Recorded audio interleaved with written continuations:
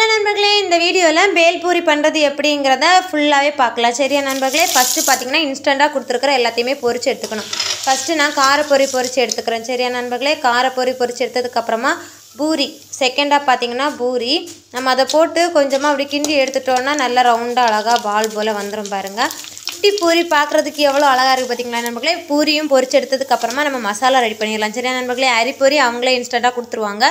அப்புறமா மசாலாக்கு என்னெல்லாம் பாருங்கள், தக்காளி, வெள்ளைக்கூடி, இஞ்சி, கருவேப்பிலை போட்டு நல்லா ஜாரில் அரைச்சி எடுத்துக்கலாம்.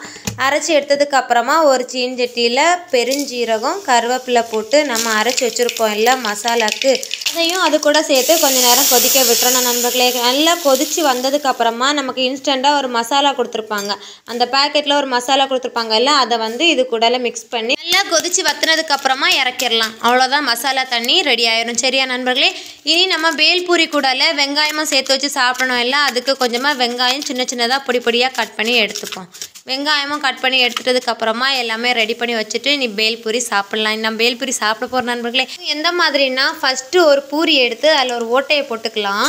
ஓட்டையை போட்டுட்டு அதில் நம்ம பொரிச்சு வச்சுருப்போம் எல்லாம் காரப்பொரி, அரிப்பொரி, கட் பண்ணி வச்சுருந்தா வெங்காயம், அப்புறமா ரெடி பண்ணி வச்சுருந்தா மசாலா எல்லாத்தையுமே சேர்த்து அப்படியே முழுசாக பூரியாக வாயில் போட்டு மென்று சாப்பிட்லாம். சூப்பராக இருக்கும் நண்பர்களே. அப்படி சாப்பிட்டா நான் சாதா கடைகளில் இருந்து வாங்குறது மசால் பூரியாக இருக்கும். எல்லாமே பொடிச்சு போட்டு மசாலா தண்ணி விட்டு கிண்டி கொடுப்பாங்க, அந்த மாதிரி இருக்கும். ஆனால் இந்த மாதிரி ஓட்டை போட்டு அதிலே எல்லாத்தையும் போட்டு மசாலா வீற்றி சாப்பிட்றது இதான் ஃபஸ்ட் டைம். சரியா நண்பர்களே, சாப்பிட்டு பார்த்தேன் நண்பர்களே. ஆனால் உண்மையிலே வேறு லெவல் டேஸ்ட்டாக இருந்துச்சு. நம்ம கடைகளில் இருந்து வாங்குறத விடைக்குமே இது டேஸ்ட் நல்லா இருக்குது. நம்ம வீட்டிலே ட்ரை பண்ணி சாப்பிட்றது பார்த்தீங்களா.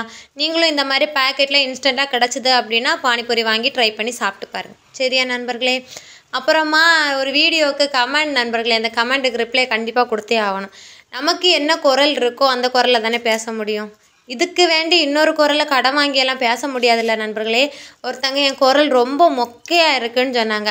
மொக்கைங்கிற கமெண்ட்டுக்கு சப்போர்ட் பண்ணி இன்னும் 2 கமெண்ட்ஸ் வேறு, எரியிற நெருப்பில் எண்ணெய் ஊற்றுவோன்னு சொல்லுவோம் இல்லை, அதே மாதிரி இன்னும் கொஞ்சம் கூட எல்லோரும் பேசிகிட்டு இருப்போங்கன்னு. ஆனால் சப்போர்ட் பண்ணியும் கொஞ்சம் கமெண்ட்ஸ் வந்துச்சு. உண்மையிலே சப்போர்ட் பண்ணவங்களுக்கு ரொம்ப தேங்க்ஸ். சரியா நண்பர்களே, எரியிற நெருப்பில் எண்ணெயை ஊற்றிட்டு இருந்தவங்களுக்கெல்லாம் தேங்க்ஸ் சொல்ல முடியாது. என்னோட குரல் இதுதான். இந்த குரலை கேட்க முடியாட்டி கேட்காதீங்க. சரியா நண்பர்களே.